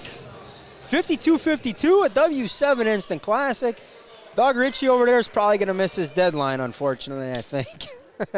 This one may not make the 9 o'clock news. Yep, getting a little late. Where else would you want to be at a Monday night? Old Olympian Conference foes do battle. And last time they played, the game was 54-52. And here we sit. That one taken away by Callahan. Right hand up, no good. Of course, the big thing is Kylie Caldwell. She had a great second half going and had a wide open cut to the bucket, fouled, and a little bit of a shoulder injury. They're putting ice on that now as we speak. Third leading scorer for the Tigers. She is out for the remainder of this one. Mishicot also in the double bonus the rest of the way. They haven't been able to make much hay of it, though, when they have gotten there. Callahan now on Saucy. Nice job. Finds Radke on the weak side. So the Tigers with the opening points in overtime. Grace been quiet this half. Go to the top to McCardle. Swing it over to Stadola. Dare her to shoot a little bit from the outside. Do the Tigers. Wrightstown and back into that zone. Cora centers things up on top. Goes left wing to Willems into the high post. That's been the thing that amazes me. McCardle, 3 on the way, no good. Short by. His paint touches are huge and they're in that zone. They are. It amazes me. Mishicot not an outside shooting team this year. Teams know that. They still look to pack it in, pack in the defensive paint. Kick out 3. No. Gonna pass it up. The Mishicot still able to get their shots they want. Layups, shot fake drive, 3 on the way, top of the key. From Keel, no good. Rebound to Lechka. Outlet McCardle. She's out and running. 2 back, though, for the Tigers. They've got Willems on a trail 3 if they want it. She'll throw it away. Possession back to the Tigers. Kick out, Radke, back to Lemke up top. She takes a peek at the clock. She'll settle the Tigers in. They go in a little 4-high set. Don't fall. Hey, nice slip to the bucket there by, who was that, Brucker. Mishicot trying to, no. Hey, you got to come over. He's got to help that. Clearly went off of McCardle's foot. Possession back to the Indians, though.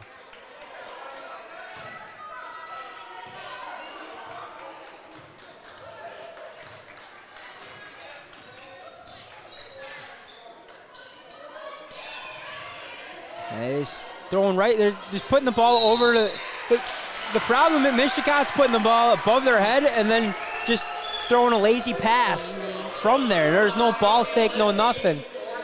And they're throwing it right into basically the pass deflection of the Tigers. No, just staring it down. Well, Leah Lemke picks up her 4th, depending on how long this one goes. That one could come back. Willems to the free throw line. Good on the first. 54-53. Willems will try to tie things up here with 1:17 left to go. First overtime. Got it.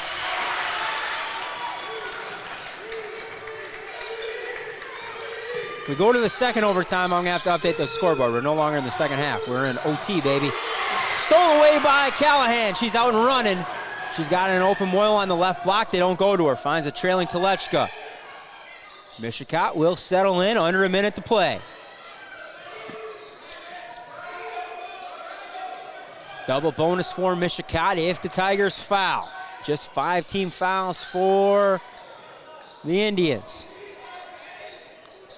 They go into Moyle. Clears a little space, gets too far underneath, off the bottom of the backboard. Rebound to Lemke. Lemke across the timeline, and we're going to get a timeout.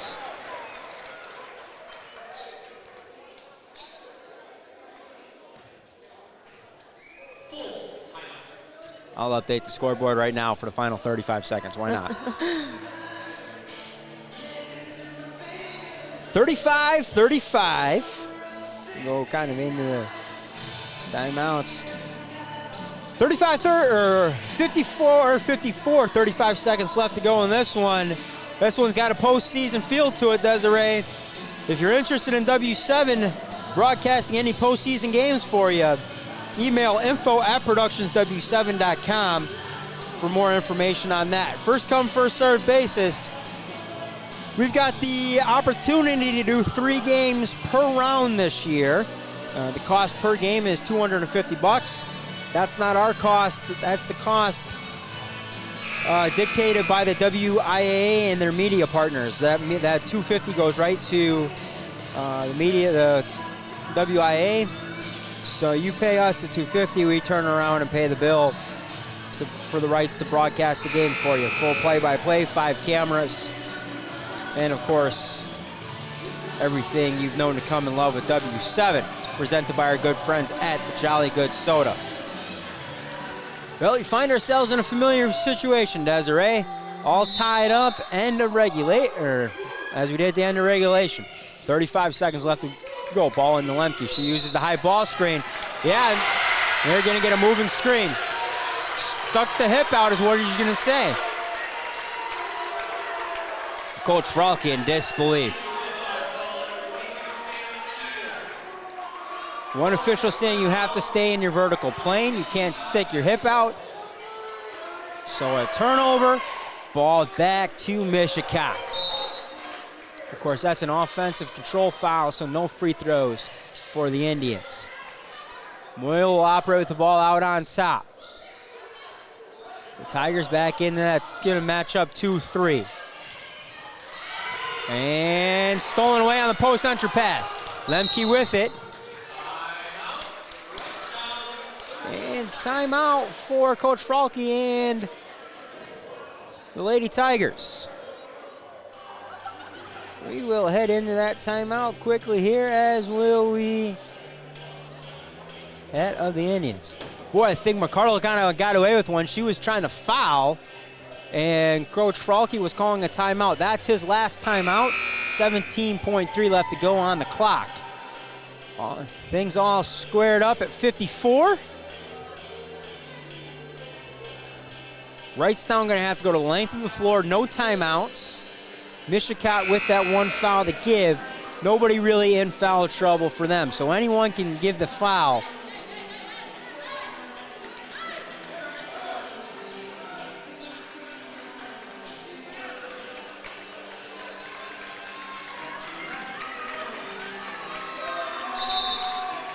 So here we go. Wrightstown looks for the deep pass, nothing there. Inbounds short to Lemke. She'll go across the timeline, guarded by McCardle. I got to imagine this stays in her hands. She gets by McCardle, floater, no good. Rebound again to Callahan, now to Willems, and they call it travel.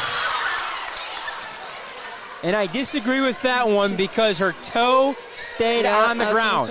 Her right toe stayed on the ground. Her left foot came all the way up.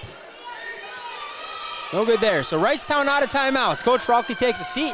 Trusts his team on the inbound. Wide open on the weak side. Left hand lay-in. No good. Oh, my goodness. That gave me goosebumps. Wide open. You know what that reminded me of? Good buddy from Ozaki. Rebecca Schumacher, that overtime game we had with them for the conference championship here. Wide open layup, just couldn't get it to go. 54-54, end of the second overtime. Good thing I got off tomorrow. Because holy cow, this one might go on for a while. I don't know when I'm getting home tonight. One of these teams needs you, Desiree. 1,000-point score. What'd you end up with? A bunch? You eventually got there. Did you ever think you were going to get to 1,000? Not really. I tell you what, though, it was fun. Then you go out to Mankato. Hey, that might have been your first bucket right there, I think. Look at that. See, we're good. We get... Yeah, where did you even find that? Hey. Don't mess around with the W7 media team. The internet is undefeated.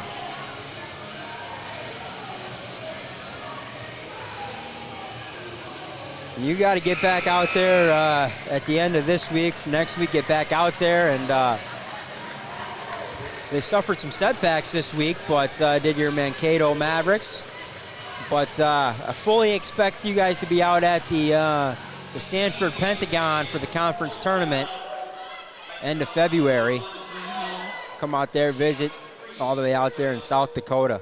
That's going to be a long trip, but I'm going to come out there, visit you and Brenna Evans from St. Cloud. And here we go, 54-54, second overtime period. 3 on the way, no good. Let me see if I can update this one. I was going to say, did you change that this time? I got it right now. Second overtime, here we go. So remember, Lemke with 4 fouls, as does Keel. Nobody in foul trouble for the Indians. Double bonus for Mishicot, rest of the way. The 2 free throws by Grace Willems is what tied it up. That was the only, we had a free throw from Kaylee. And 5-second call. Closely guarded. Boy, it's been a minute since I've seen one of them. But here's the thing. Coming out of COVID, all the officials know what 6 feet is now, so the closely guarded should be called a lot more. It's not a guess. You know, it's like, what is 6 feet? We've been doing it for 2 years. Yeah. 3:05 left to go. Second overtime period. Wrightstown remains in the 2-3 zone. Wide open, Moyle, weak side. McCardle on the foul, Moyle on the lay-in. 56-54. Parents start to get into this one on the defensive chant. 3 on the way, no good. Weak side rebound, Willems. She throws it over the top to McCardle. Quickly ahead to Callahan. Oh, Callahan thought about it, putting the dagger in the Tigers. Better decision. Name one former teammate that would have shot that. Abby. Great shot if it goes. Terrible. Oh, stripped away. Nice steal. Quick hands. See if we get an intentional foul. There's no play on the ball there. Callahan just kind of went right into the back. Nice quick hands. I think that was Daniel Brucker stripping it away. No, it couldn't have been her because she's at the free throw line, so it must have been number 12, Tara Thunis. Callahan picks up the foul. Brucker to the free throw line, up and good on the first. Just 2 fouls on Callahan.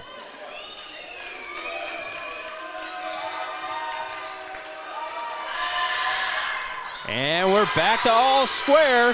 56-56. Full court pressure by Wrightstown, and it's tipped out of bounds by Brucker. Coach Frolke wanting a double tip.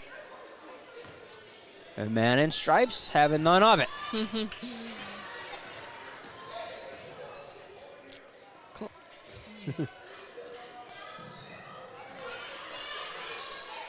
More nervous sitting here or playing, Desiree, in a game situation like this? I don't know. I'm pretty Great no nervous call. here. Callahan going nowhere with that. Rather be out there playing, you can kind of control it, right? Control, I can box out, I can get the rebound. Over here, not much you can do. Yep. Lemke across the timeline, guarded by McCardle. Couple kids that both run a little hot in the most nicest of ways. Oh, near that pass should have been stolen away there by Willems.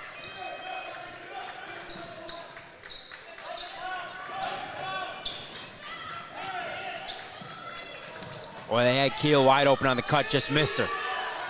1:28 left to go. All squared up at 56. Keel, short, no good. Rebound to McCardle. A lot of nervous energy back behind us, Desiree, by the JV squad from Wrightstown. All those legs shaking.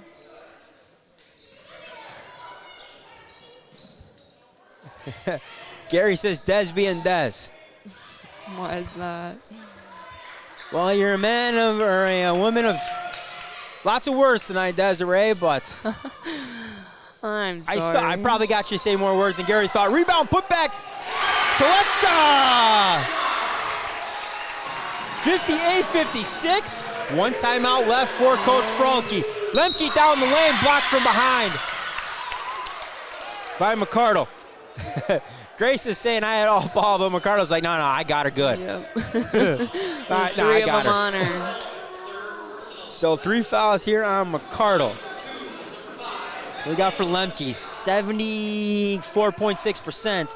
She'll go to the free throw line. Try to square things away again. Got it. Caitlin Need from New Berlin and Eisenhower makes a putback under the bucket with 1.8 left. As Ike defeats KM 55-53. Gary, I see your W7 Instant Classic, and I raise you a double overtime Instant Classic right here. That one stolen away, turnover. Easy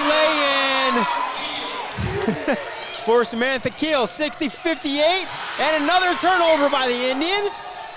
And it's gonna be a jump ball. And the possession goes back to Wrightstown on the jump ball.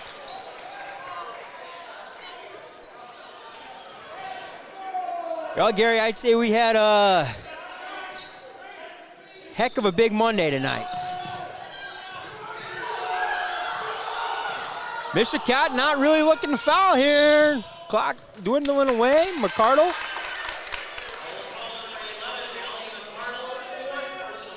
So McCardle picks up her 4th.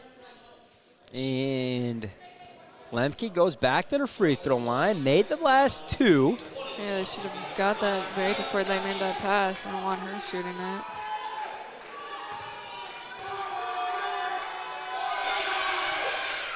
And makes the first. Yeah, I mean, you had number 12, Tara Thinas with the ball. Just 7 of 18, 39% on here. That's the one you want the foul. Mishicot wasn't looking to foul, and they flip it over to Lemke. Lemke going to make the Indians pay here. Buries both of them, 4-point lead. 3 timeouts left for Coach Garceau. Under 10, 3 on the way, no good. Rebound, Lemke, and that is gonna do it. Mishicot won't even foul. So the Tigers come in to Mishicot, and in double overtime, they walk away with the 62-58 win. I tell you what, a little bit of inspiration for the Tigers as they kind of console and come up to number 10, Kylie Caldwell. They say, are you okay?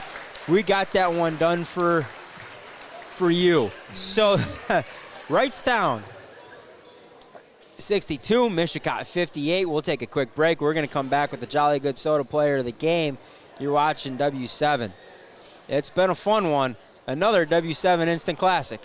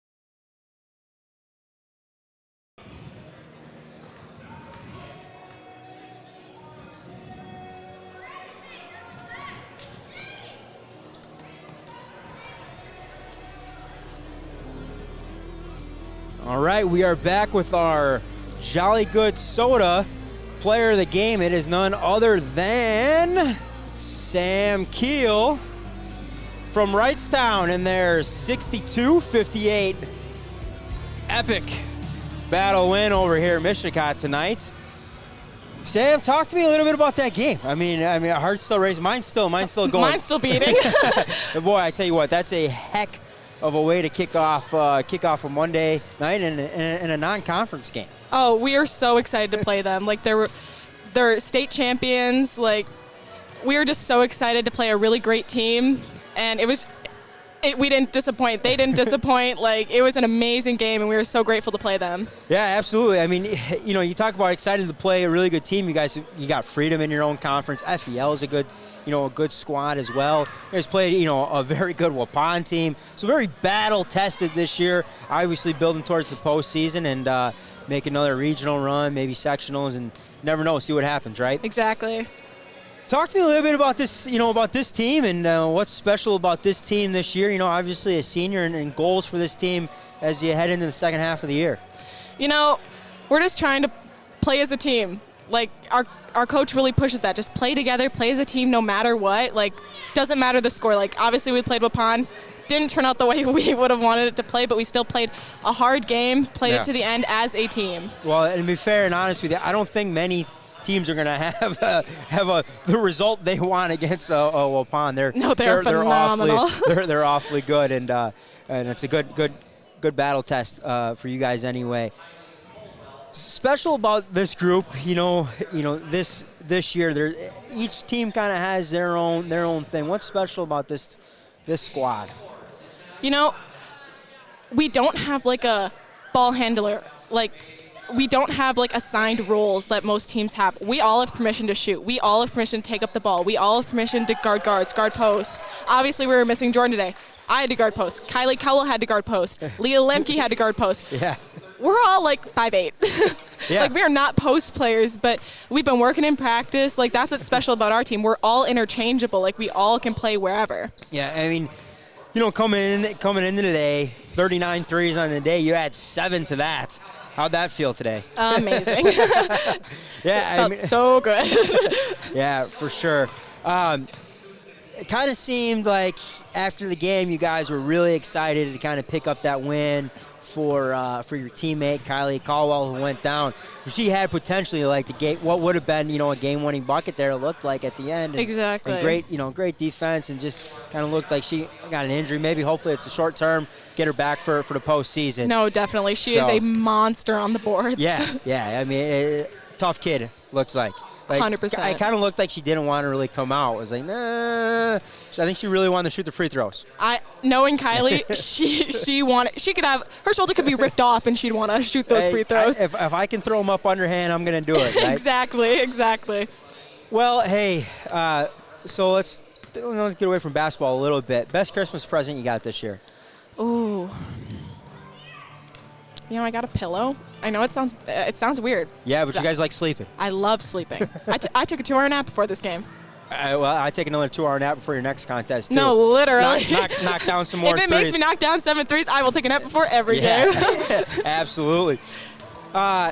Who's running the aux in the locker room, or is that kind of an everything? You know, nobody's got that role, too. Everybody. You know, normally I do it. Like, I like do it on the bus and stuff, but today Leah Lemke, she had some good tunes in the locker room. It was good hype up. All right, good hype up. Yeah, nice. Well, one final question for you, Sam, and I get, you know, normally we have your teammates here, but they're in the locker room celebrating. They're still in the locker room. Yeah, they're getting the breakdown from Coach Fralke. Great man Coach Mike is. But everything W7 does, we do for the girls. For Sam, our Jolly Good Soda player of the game, grab yourself a root beer or awesome cherry one. For Sam Keel, for Desiree Klieman, and our 2 camera people we had up there. I can't remember who we had up there today. But it's been another fun one in Mishicot, an instant classic. Gary, I see your instant classic in Kettle Moraine, and I raise you a double overtime classic. You've been watching W7. It's been For the Girls.